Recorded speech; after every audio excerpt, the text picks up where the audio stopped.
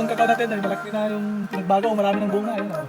Dahil sa pag-aalaga po natin. So solid po yung effort po natin na ginagawa dito.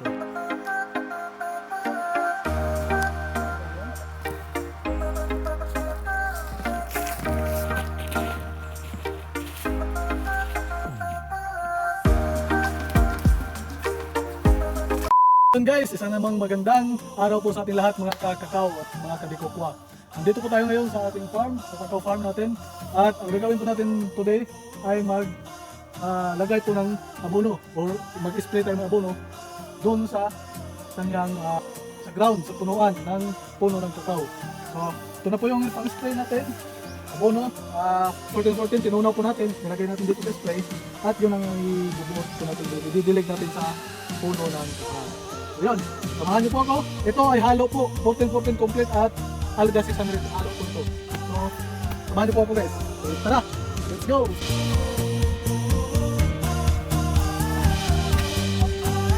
Okay, tara.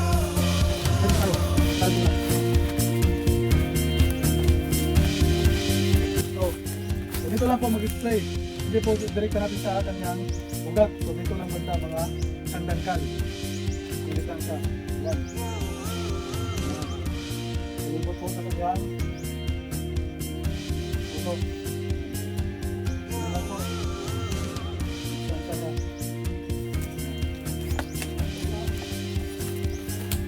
Makapansin po, may mga patay po dito sa palibot. Nilagay ko po yan para hindi po mainitan yung kakao. Para mag-cause po siya ng lamig sa ilalim ng lupa, mag-moist, at yun ang magsisilbing pagkain niya. Okay.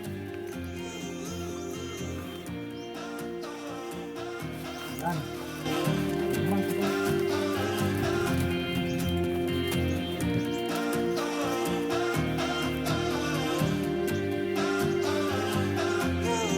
Ganun lang po karami, hindi po masyadong marami ang ibigay natin. Tamang-tama lang po.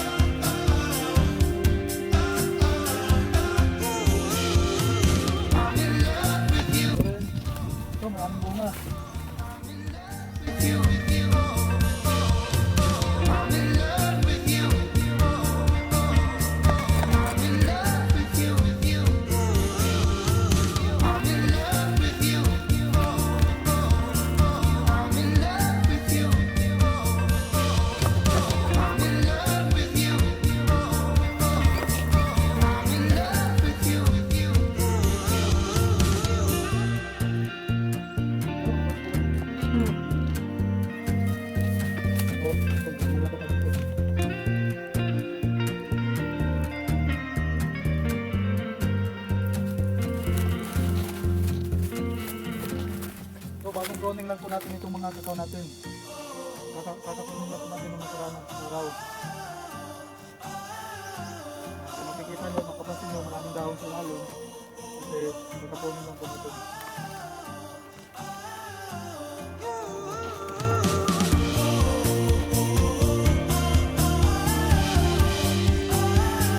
Maganda kasi dito guys, kasi madaling ma-absorb agad ng kakao.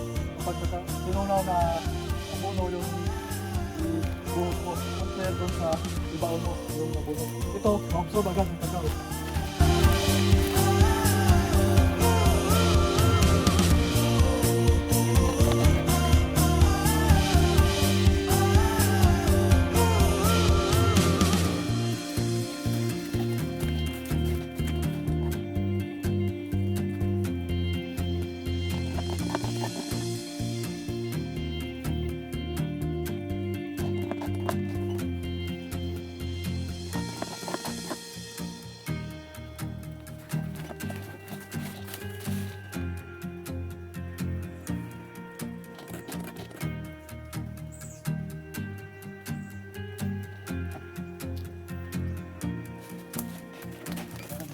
Ito, nagbunga na rin. Nagbunga na rin siya.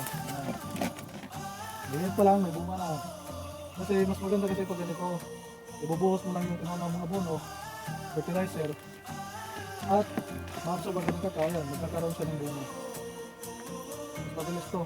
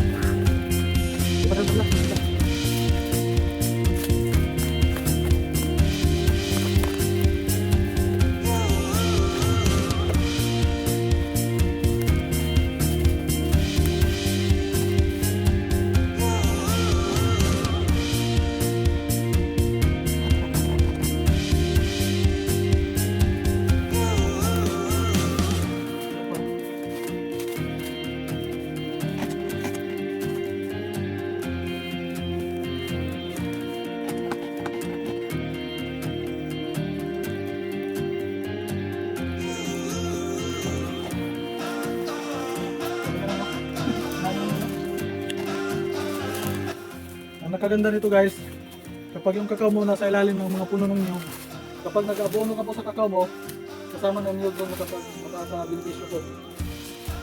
Ayan. Actually guys, hindi lang kakao taniman nito, may mga pinya rin. Pero kung kukumpulan, hindi naka...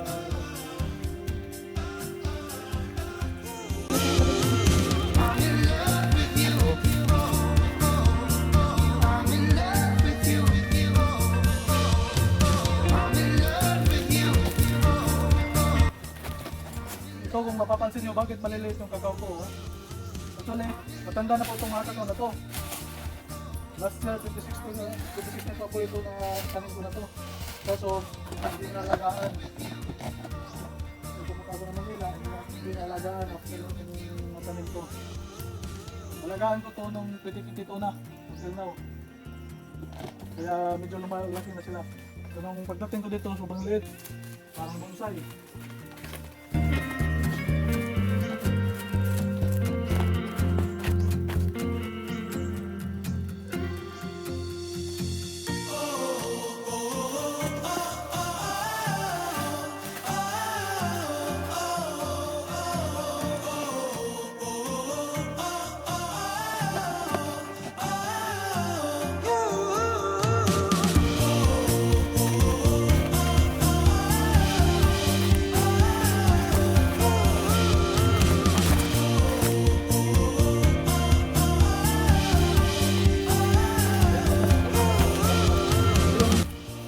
Graft ko, successful po yung pagka-graft ko nito.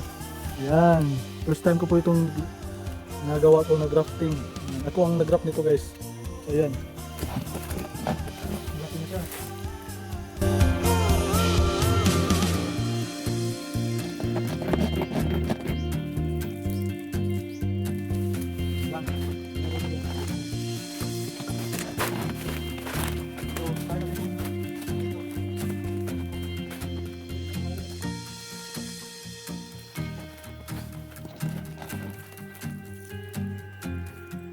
May banda guys dyan, papunta doon.